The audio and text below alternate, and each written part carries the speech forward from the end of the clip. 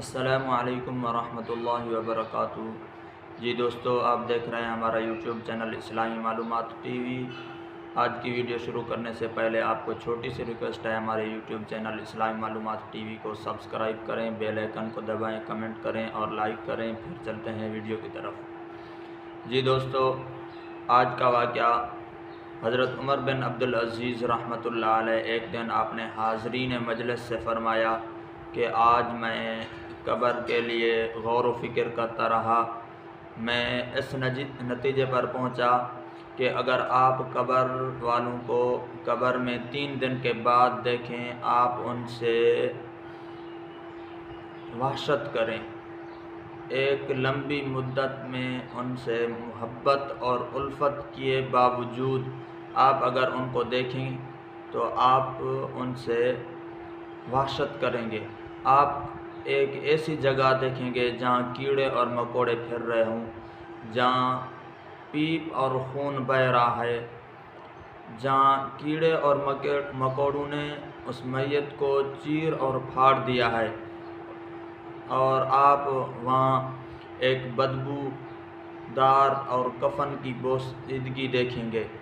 اس کے سے پہلے کہ جب وہ دنیا میں آدمی تھا، ایک عمدہ سے عمدہ لباس پہنتا تھا، بڑے عمدہ سے عمدہ خوشبو استعمال کرتا تھا، شکل و صورت سے ایک خوبصورت اس کا چہرہ تھا، اس کے باوجود اگر آپ اس کو دیکھیں تو قبر میں آپ اس سے وحشت کریں گے۔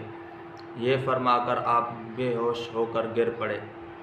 جی دوستو، قبر آخرت کے منزلوں سے سب سے پہلی منزل ہے۔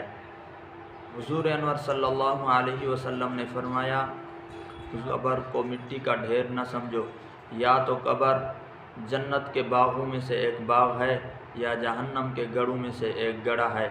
اگر ہمارے عمل اچھے ہوں گے، قبر ہمارے لیے جنت کا باغ ہے۔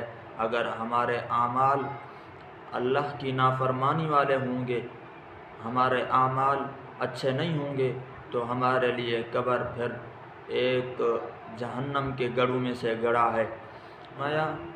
جب نافرمان آدمی کو قبر میں رکھا جاتا ہے، قبر کہتی ہے تیرا آنا نامبارک، تو نے برا کیا کہ میرے اندر آ گیا۔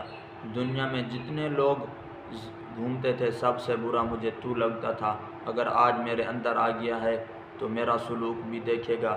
پھر قبر اتنی تنگ ہو جاتی ہے، اس آدمی کی پسلیاں دونوں آپس میں مل جاتی ہیں اور جہنم کی کھڑکی کھولی جاتی ہے، سانپ اور بچھو، کیڑے اور مکوڑے چھوڑے جاتے ہیں جو اس کو ڈستے ہیں۔ اور جب فرما بردار آدمی کو قبر میں رکھا جاتا ہے، قبر کہتی ہے تیرا آنا مبارک ہو، تو نے اچھا کیا میرے اندر آ گیا۔ جتنے بھی لوگ زمین پر چلتے تھے سب سے اچھا مجھے تو لگتا تھا، آج میرے اندر آیا ہے تو میرا سلوک بھی دیکھے گا۔ قبر اتنی وسیع ہو جاتی ہے جتنی اس آدمی کی نظر جاتی ہے، اور جنت کی کھڑکی کھولی جاتی ہے، جنت کا بچھونا بچھا دیا جاتا ہے، اور اس کو وہاں ایک مسرت جنت والی محسوس ہوتی ہے۔ دعا ہے اللہ رب العزت ہمیں مرنے سے پہلے قبر کی تیاری کرنے کی توفیق عطا فرمائے۔